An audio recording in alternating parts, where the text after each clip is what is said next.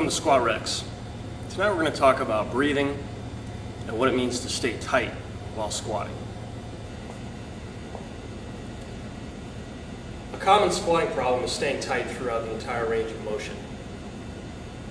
Sometimes this is a matter of inattentiveness, sometimes it can be poor breathing patterns, sometimes it's just a matter of setting the bar up the right height to get started. First thing I'd like to draw your attention to is setting up the J-hooks proper height. If you set the J-hooks too high, and this is commonly seen at the gym, people are going to have to get up on their tiptoes in order to get the bar off of the racks.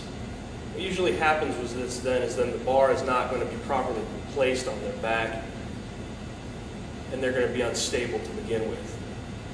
So when you set up the bar for your squats, you want it set at about armpit height.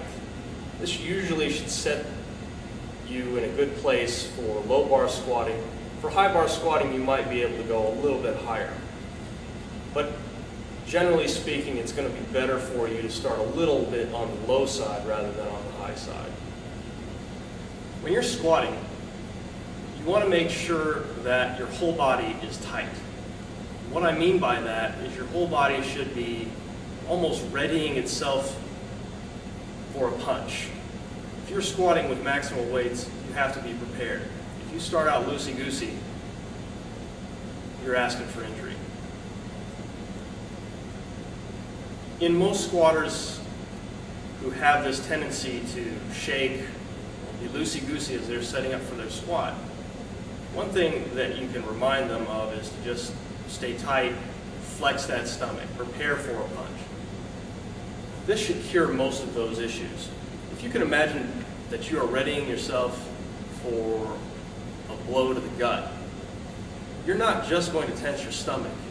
You're going to tense your glutes, your hip flexors, your leg adductors. Everything in this whole region is going to be flexed and tight and ready for that blow. When you're squatting, it's really no different. You have to make sure that your upper back is as tight as possible. You have to make sure that your gut is ready to go, and your stance has to be rock solid. If any of those things is missing, and if you're trying to squat a very heavy weight, you're going to have a tough time. Typically, when beginners start out in the weight room, they'll tend to hold their breath while exerting themselves.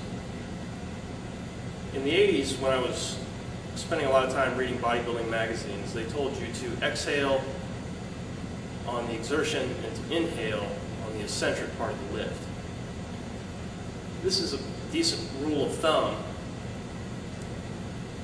However, if you watch any martial artist, they're going to be stopping their breath right before any kind of action. This was one of the things that I learned from a kendo master who I had the good luck of talking to quite at length. He said that if you looked at an expert kendo player, one of the things that you'll notice about them is that they're watching their opponent's breath the entire match. The object is to attack the opponent when they are least ready for an attack, and usually that is when they are inhaling.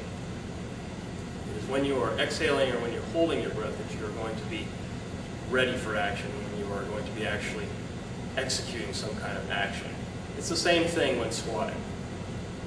As you set up out of the rack, you're going to be holding your breath until you get into position.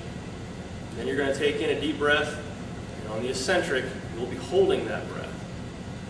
As you rise out of the hold, you will be expelling some breath as you come out.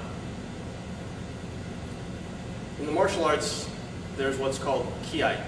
Ki means something like merging of energy. It's that yell that you hear karate practitioners do or kung fu artists do when they punch or kick. It's a way of controlling your breath. It's a way of focusing your energies. As you rise from the hold, the exhaling that you do, whether it's a grunt or a hiss or a ki, should correspond with that exertion. and it should actually help you focus your energies into finishing that squat. High reps are a little bit different. If you are using a light load, your breathing patterns might differ a little bit. But generally speaking, on every exertion, you're either going to be holding your breath or you're going to be expelling it under control. I'm going to take you through a few squat reps so that you can see how I synchronize my breath with squatting.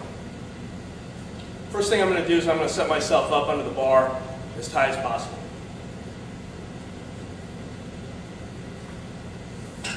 I'm going to get my shoulders under. I'm going to make sure that I'm centered under the bar. Make sure that my upper back is tight as possible. Make sure my feet are in the position I want them to be in. Take a deep breath and go. From this position, I'm going to remain tight, and I'm going to take a couple steps back. Get my feet into position. And again, I'm going to refocus on getting as tight as possible. I'm going to inhale. Make sure that my abs, upper back, hips, legs, all the way down to my toes, everything is tight and where I want it to be. Inhale.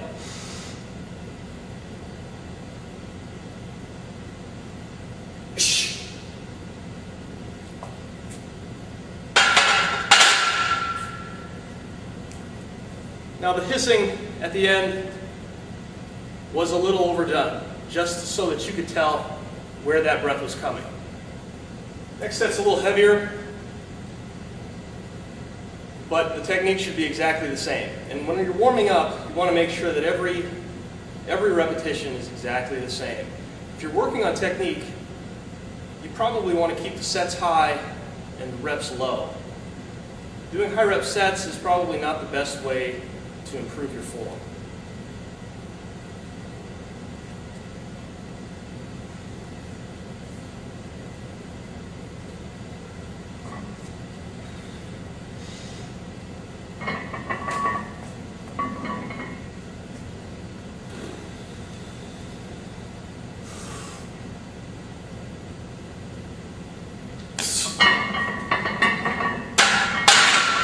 I've had some injuries, so this will be about as heavy as I probably go. Hopefully you'll be able to tell the breathing and the setup and staying tight throughout this set.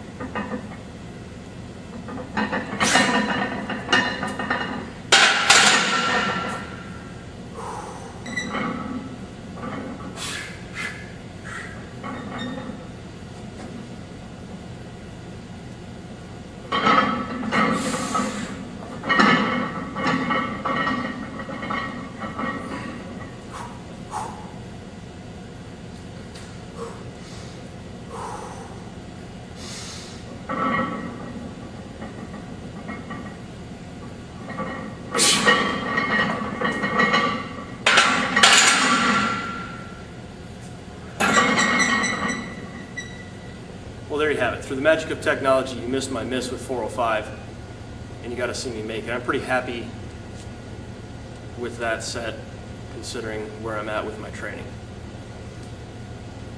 Be aware of your breathing. Breathing is an underestimated component of lifting and lifting heavy. Talk with a doctor. Find out what breathing pattern is going to be acceptable for you.